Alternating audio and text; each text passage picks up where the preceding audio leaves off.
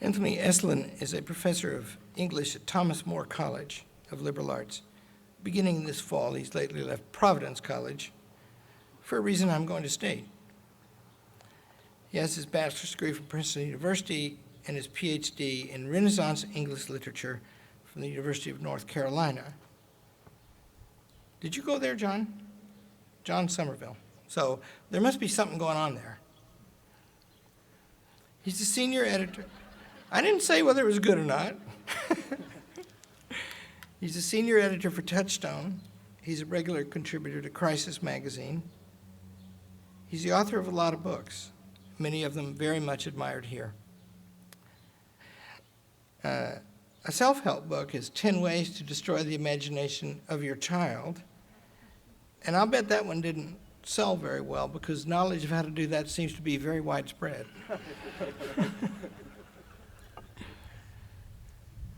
He's written on Lucretius and Dante. He's written some beautiful things. I have been reading them for 4 or 5 months now. It's not important about him, except for something it reveals about him, that the forces of enforced diversity took after him at Providence College.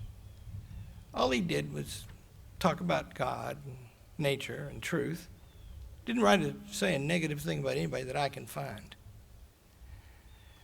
And it got pretty bad, as it is everywhere. Where I went to get much of my education in Claremont, a friend of mine has been barred from getting into a beautiful place, after which we have designed our Searle Center up there, because people can go in there and have dinner and talk and argue all night long. It's awesome. And 8 deep, angry people barring entry so the lecture could not be had. And there's a YouTube video of an old friend of mine, Tony Fukulara, a chemistry professor there, and the nicest guy you will ever meet. And he's trying to get through, and these hands stop him. And they won't move. And nothing's been done about that. What our speaker did was write lovely and charitable things about that. And I'm going to paraphrase one of them. I was going to quote it, but I thought, no, it's so pretty he might say it himself. He wrote that he never really cared very much about diversity or his own identity. He didn't really know that he had one. He said, by the grace of God, he was born a Roman Catholic and a fan of the St. Louis Cardinals. And I'm that too. And the diversity thing, he discovered that there were people he wanted to know about. Dante. Long time ago, Dante spoke a different tongue. So he decided to learn the tongue. He decided to learn the geography and the history of the place where Dante lived. In other words, he went there. He went there without leaving his room. It took time, extremely rewarding time. He had to give himself to it. He had to forget about himself. He had to go confront something a long time ago that's at a peak and very great. And if you do that, you'll want to do it again. And the next time you do it with somebody else, you'll find out that the somebody else thinks a different thing. And you'll go to a different place, and you'll learn a different language, and you'll study a different geography. And then you'll know that greatness is something other than just agreement about everything. And once you know that, then you'll be puzzled by these things that are going on right now. And you'll see the implication that if these things that are going on right now are to continue, then this college cannot continue, because that's not what it's for. So it is with very great pride that we have here a man of the hour, Anthony Esolen.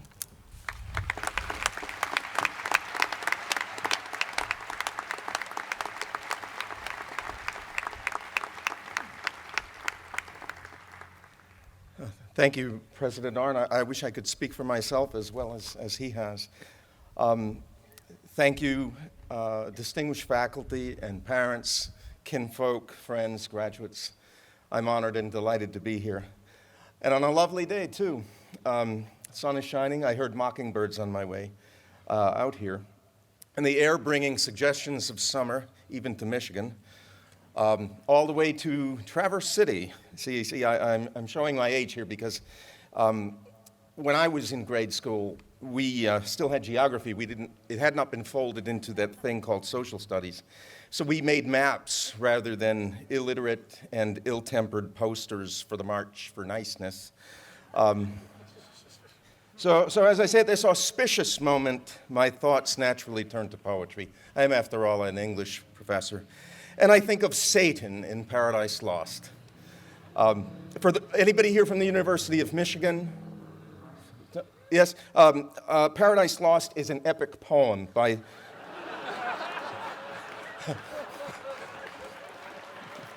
by John Milton on the fall of man. Is anybody here from Michigan State? Yes? A poem is...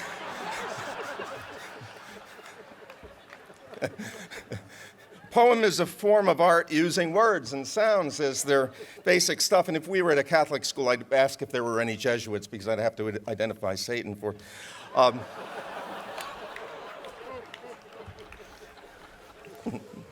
So Satan has made his way directly toward the new created world, and man there placed, with purpose to essay if him by force he can destroy, or worse, by some false guile pervert.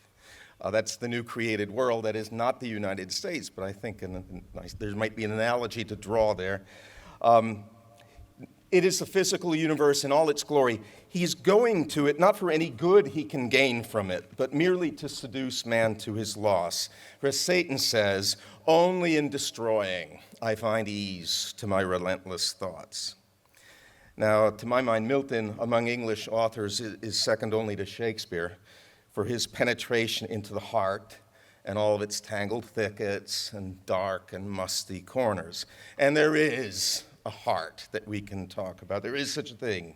Human nature has not changed, right?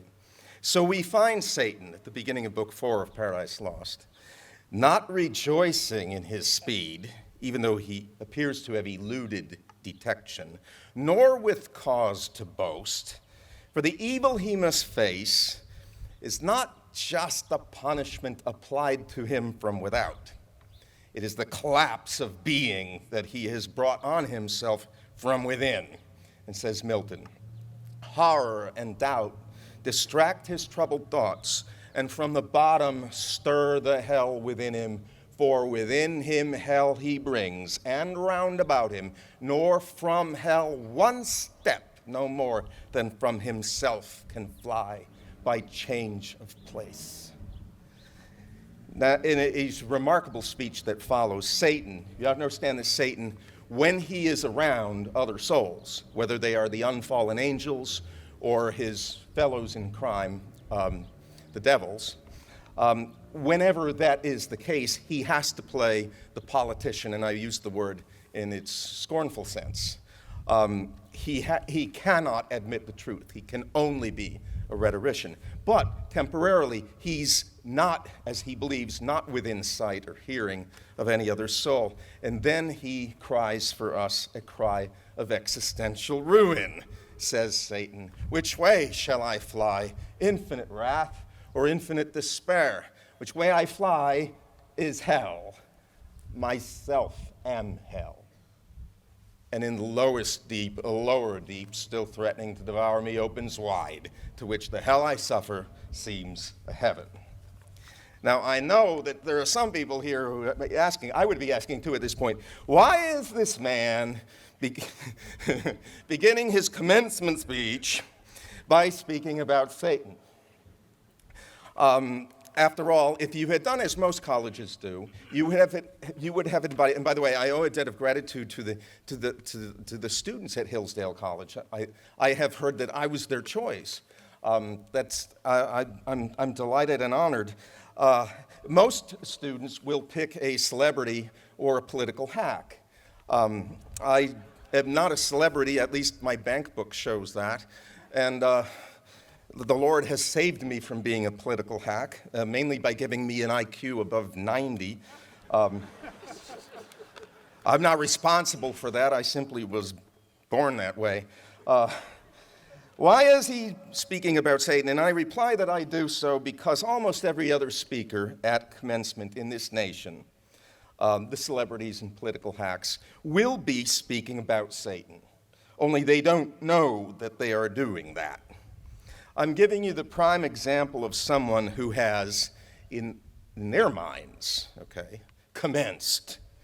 He's left the faculty conclave of pandemonium, stridden boldly through the gates and their security guards, named Sin and Death, flown over the vast vacuity, which is a summer between your senior year and your first job, and made his way to the world to do what everybody else, from Fairbanks to Miami, will be recommending that you do, and that is to change it, to change the world, to make the world a better place. Not to love what is beautiful in the world, to love the world and to defend what is good and right and noble, but to change it because you don't actually love it. You don't cherish it. We can call Satan the first and the essential political activist, not the essential person who is active in the community, but an activist. Now, I'm being half facetious here, as befits the occasion. Half facetious. The activist is prone to forget something, and it is what Satan himself confesses when no one is around to hear it. Wherever I go, the world will be a fallen one, not because of this or that political system, though some are much better than others. It will be a fallen world because I am in it. I bear my sins and my frailty and my ignorance with me, and they are considerable.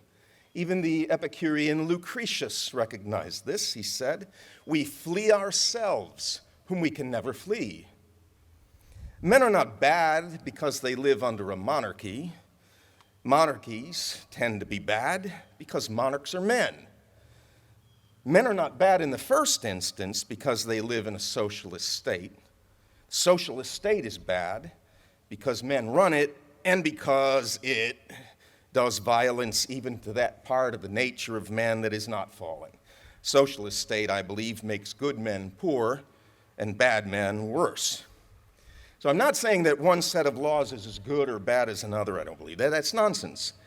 But I'm suspicious, as my buddy Shakespeare was, of movers and shakers for the sake of moving and shaking. Those who think of the world as Richard of Gloucester does in Richard III, a place for him to bustle in. Consider how much harm is done by vain and ignorant little people who have hold of one idea, or even something less than an idea. Ideas are actually rather rare these days. We're full of ideology, but not ideas. Less than idea, a slogan, a prompting of the appetite, and they will reduce to rubble centuries of tradition, the tenets of the religious faith into which they were born, the life-giving folkways of their countrymen, reason itself and its kid brother known as common sense. Give it all up, reduce it to rubble to enthrone this single idea, or more likely, slogan or itch, to be the ruling principle of all human life. That is mad. The madman, says my buddy G.K. Chesterton, is not the man who has lost his reason, but who has lost everything but his reason. And I think what he means by it is this: the madman is seized by a fixed idea, or we might say now, a fixed appetite. He's no longer capable of that happy accident when you tumble back into common sense by a love for the sweet and ordinary and permanent things of human life. Do not let this happen to you. That is what I sometimes inscribe on when I sign the covers of a translation of the Inferno. Dear so-and-so, do not let this happen to you. Anybody here from New Jersey? You know the state motto of New Jersey comes from Dante. Lasciate ogni speranza voi contrate. It's abandon all hope, you who enter here. You see it as you cross the Delaware River on Route 80. Welcome to New Jersey, the gardens abandoned. Yeah. Yeah, as you go down into the eternal meadowlands. I just tell an anecdote here. My uncle used to work for the New Jersey State Mosquito Commission. When I was a little boy, I had no idea why they wanted more mosquitoes in New Jersey. Do not let this happen to you. Do not give to a mere idea the love that you owe to reality and the reverence that you owe to God. And my attention returns to the mockingbirds. I did not bring them up as a matter of poetic or oratorical convention. I have heard that Mr. Mockingbird, during the spring mating season, will lose a quarter of his weight in a single day from the strenuousness of his singing to mark out his territory and impress Miss Mockingbird, his fiancée. Did you know that? It's also said that he can imitate more than 100 sounds, from the calls of birds, blue jays, robins, and so on, to sirens, creaking doors, and the warning beeps of trucks backing up. He is not a pajama bird. His work on the fence post is for the haven of the nest, for those frail and precious eggs that will break forth into new life. Now, shall man, whose thoughts can touch upon not 100 things, but upon all things in existence, and even those creatures of his imagination that do not exist and never shall exist, shall man be the less than the mockingbird by surrendering his mind and heart to the tyranny of one idea, or more likely, one slogan, one itch, one that inevitably brings not new life, but sterility, confusion, and death. Of the mysterious experience Mr. and Mrs. Mockingbird have of what is in man called love, I dare not speak, but shall man be the less than the mockingbird, forgetting that he has been made for love, and if we accept as truth the testimony of St. John, made by the God who himself is love. No, we should not be less. There are two things you need to know about the world, my dear graduates, and I will tell you them now because nobody else will tell anybody them on this day from Fairbanks to Miami. The world is old and the world is stupid. I don't mean to insult the world by saying so. The world is old and stupid. It will always be old and stupid. And we're all fools, too. And we grow old with every passing moment. Now, you can help to replace a bad law with a good law. You can take a wrecking ball to an old school, and you ought to, and build a good school. Indeed, I'm myself somewhat in the midst of that latter enterprise. But if by changing the world you mean that you are going to make it something other than old and stupid, then you are more than the fool that you were born to be. As King Lear hears from the fool, all thine other titles thou hast given away, that one thou wast born with. Well, you're more than the ordinary natural fool, you're a damned fool.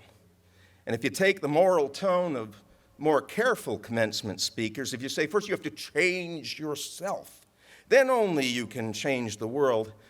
If by changing yourself you mean that you can save yourself, then you're more than a damned fool. You're taking your direction from Satan, the first being who changed himself by falling from himself, believing that in himself lay the capacity to be more than he was created to be. In himself lay the capacity to be God. Whittaker Chambers said of communism, and the words ring true today as true as ever, that the communism was not this or that economic system or this or that belief about the arc of history. Communism was the second oldest faith of man, and it was simply this: you shall be as gods. And that applies now, changing the terms of the equation, applies now as well as ever. Beg instead for the grace of God, that you may be changed by that grace. It's a change that man rarely finds comfortable, which explains why he so rarely prays for it. Then you'll know how little of the world will ever bear your impress or deserves to bear it. Everything that in me is most fully mine alone is most worthy to be cast aside with the scraps. Turn instead from unreality to reality.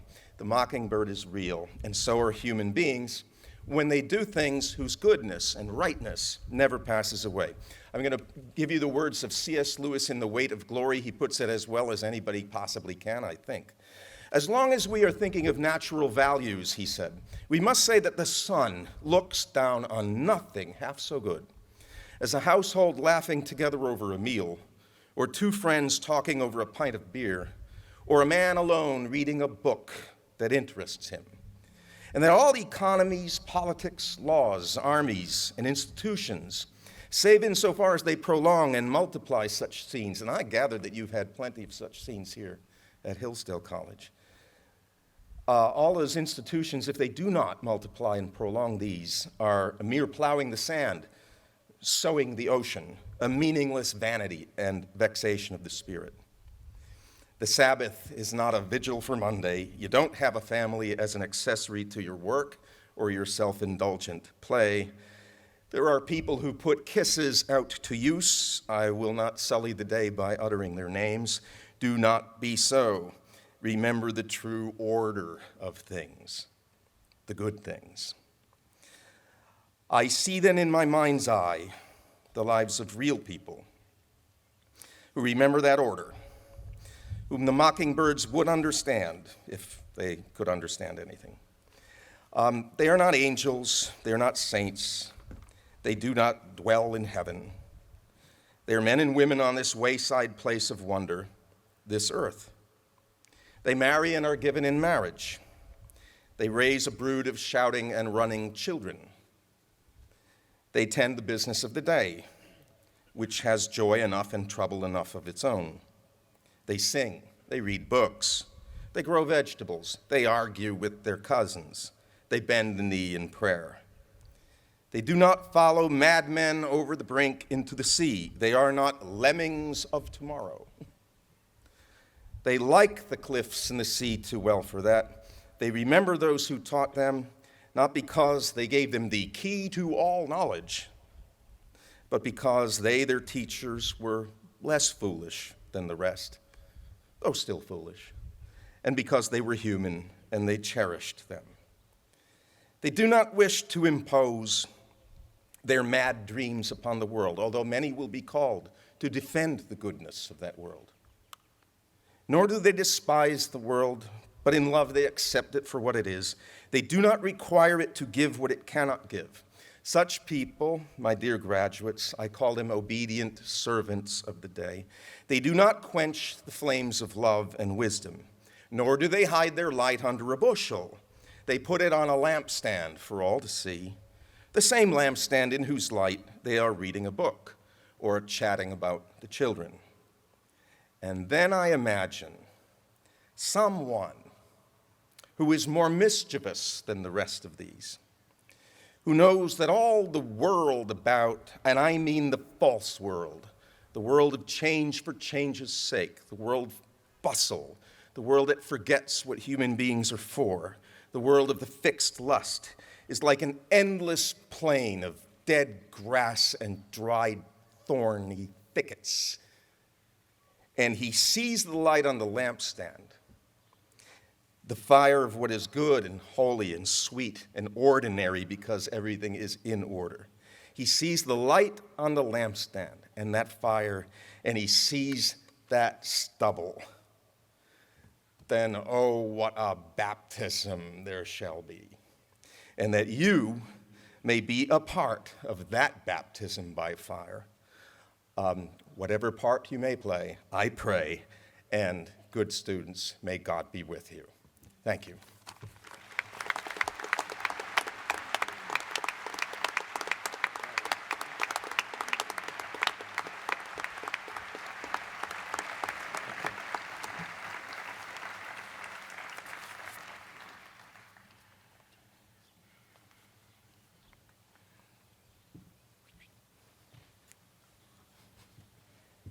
Waylon forgot what he's supposed to do.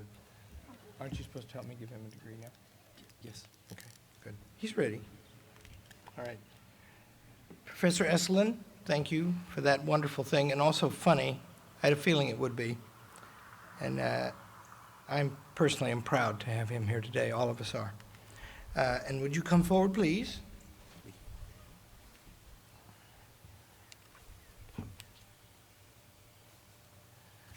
On behalf of the faculty and the Board of Trustees of Hillsdale College, it is my privilege to present to you Anthony Esolen, the honorary degree Doctor of Humane Letters.